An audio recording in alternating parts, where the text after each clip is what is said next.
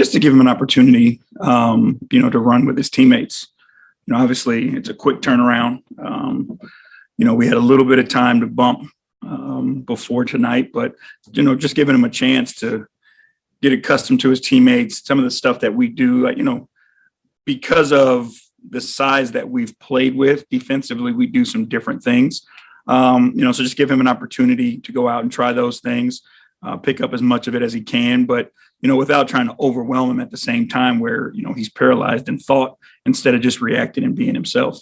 Because you just mentioned the defense, when you think about, like I said, I know it's early, but when you think about what this team can add to your defense in terms of switching to with Caris, where does your mind go in terms of what Caris can potentially give you there?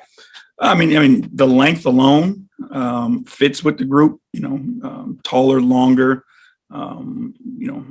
even more versatile, because of the things that you can do and his ability to guard multiple positions. So, there's a lot of things that we've been dreaming up. We can see how they go. And then just having the experience already with JA and having to have him assimilate so quickly, how much has that helped already in terms of, him being able to talk about game plans and just understanding him already so well? Well, they understand each other's games too. Their experience together, lets them know where they need to be and where their outlets are and where their sweet spots are and all those things. It opens up lines of communication where, Jared can quickly answer questions that Caris may have about what we're doing. So, when you have a teammate like that who's so involved in what we do, it helps that they do have that past experience together. Our next question will be from our Kids Club junior reporter, Austin. You're up, buddy. Hi, I'm Austin, and I'm a Cavs Kids Club junior reporter. Nice to meet you. Nice to meet you too, man. The Cavs are celebrating Black History all month. What does Black History mean to you? That's a great question, by the way. It means a lot because of the experiences and things that, brought us to where we are now. And being able to celebrate a part of history that's sometimes overlooked or forgotten, and actually, having a focus on it for everybody. I think as, a Black man growing up, my parents did a great job of letting us know how important it was and making it stand out. But when we go to school, you wouldn't see any or hear any about it. And so for us to have this month where we can focus in on all the accomplishments of Black history in this country is huge. That sounds great. What do you attribute to your success this season? Teamwork. I think what our guys have done, has bought into one another. And, if we were a bunch of individuals, we wouldn't have the successes that we've had so far. So the fact that we're doing it together and we're really celebrating one another, cheering for one another, pulling for one another, that's the biggest reason why we are where we are. Yeah, teamwork is a good part of the team. Yes, it is. The best part. Can you fill us in on what the vibe has been in the locker room lately? The vibe has been great. There's a lot of positive energy. The guys are having a lot of fun. So it's been really good. That's good that they have good chemistry. Yes, it is. Thanks for your time and good luck tonight. Thank you. You're welcome. Yeah. Chris. Nope. Somebody else can go. Jason? Nope. Chris Fedor, Cleveland.com. Hey, JB. What's up, Chris? Do you think Caris can play the three? Yeah. For us, and obviously it's a different look when it's not Lowry or Dean Wade, but our 2 and 3 are pretty interchangeable of what we asked them to do. So I definitely think he could play some of that. What is it that makes them interchangeable? The system and the spots on the floor and the things that they need to do, makes it pretty interchangeable. There's obviously sets that we run where guys need to be in specific spots. But when we're teaching, our offense, because, I don't like to bog it down and call a play every possession. Like I want the guys to play with, that pace and freedom and randomness. So, those spots become interchangeable because of that randomness that we're looking for. In the past, there was this old saying about you play what you can guard, or you are who you can guard. Is that how you view positions with this group? No, because nobody plays defense anymore. So that's changed.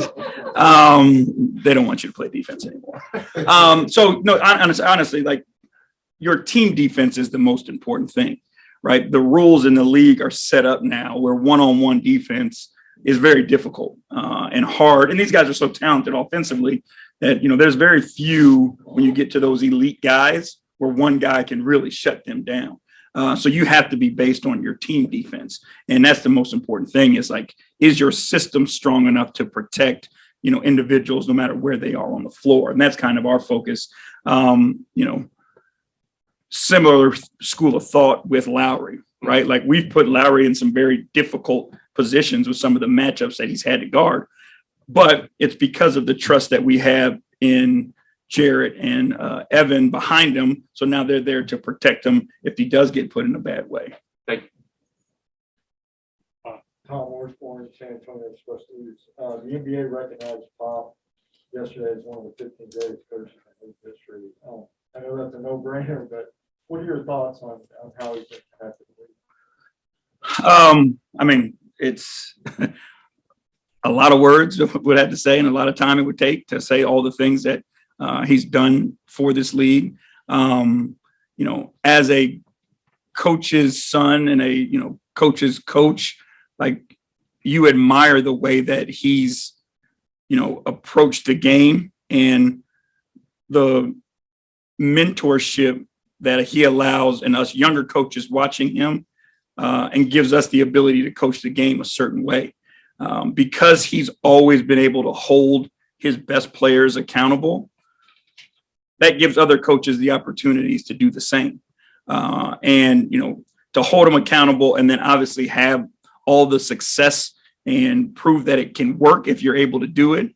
Like that gives us other coaches the freedom to do the same and hold guys to those same standards. So, as a coach, but like even for me more as a person, all the things that he does, the way he treats people, to me, those are the things that, have stood out in my mind about him. And, he and I go back a long, long time.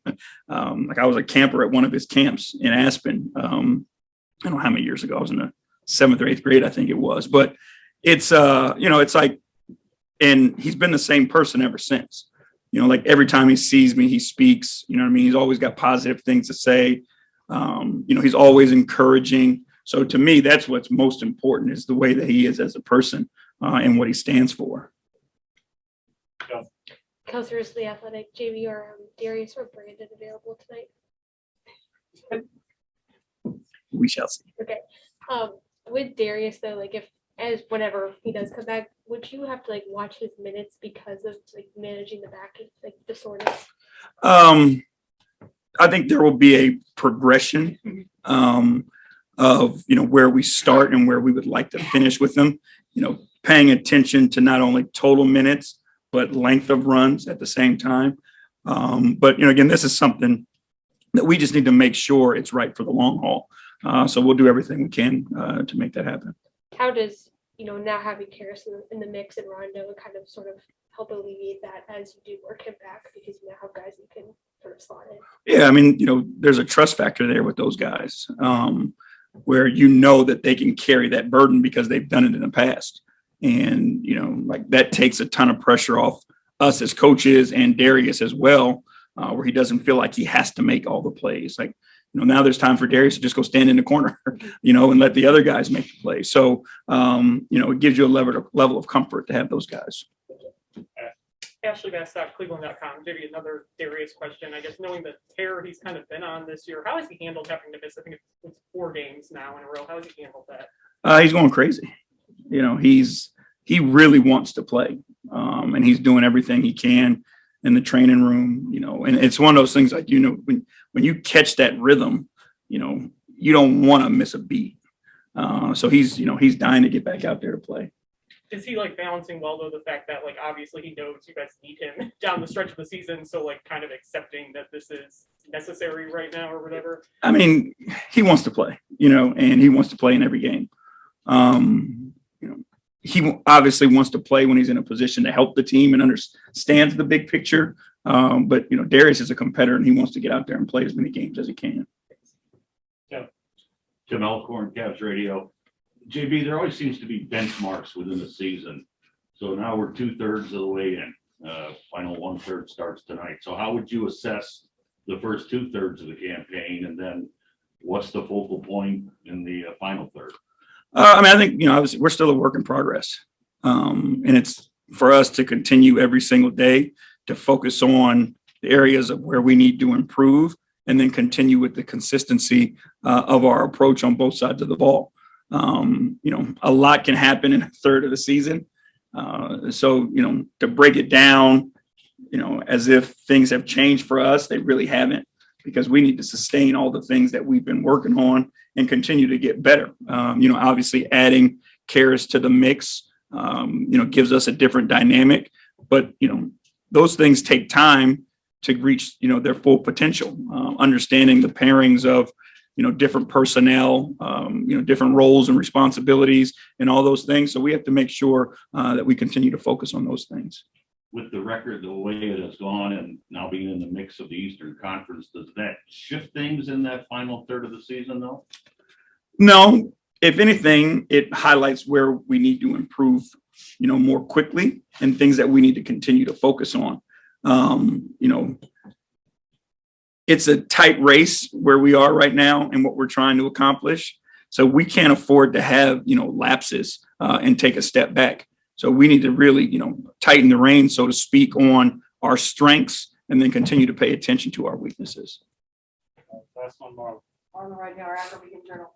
Yeah, today Evan was talking about his friendship with Rondo, and it seems kind of like an interesting dynamic. Just have you observed anything about, or do you feel that's kind of an unusual pairing? It makes sense, when you kind of peel the layers back. Rondo is a guy who has, seen it all and played with some of the best players, in particular in that position, so he's a guy who's willing to share his wisdom. And you watch him, like, he goes to Evan a lot.